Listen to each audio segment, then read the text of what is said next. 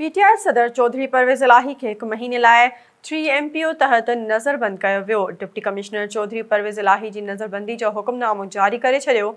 चौधरी परवेज़ इलाही खे 3MPO तहत 1 महीने लाइ लाहौर जे डिप्टी कमिश्नर तरफ़ां नज़रबंद करण जो नोटिफिकेशन जारी कयो वियो आहे। नोटिफिकेशन मूजिबि परवेज़ इलाही खे 3MPO तहत कैंप जेल में नज़रबंद कयो वेंदो। यादि रहे त पुलिस तरफ़ां डिप्टी कमिश्नर खे लिखियल ख़त में चयो वियो हो त जांच दौरान इंकशाफ थियो आहे त परवेज़ इलाही अमुन लाइ ख़तरो बणिजी सघे थो। उन करे खेसि 3MPO तहत हिरासत में वठण जी इजाज़त ॾिनी वञे।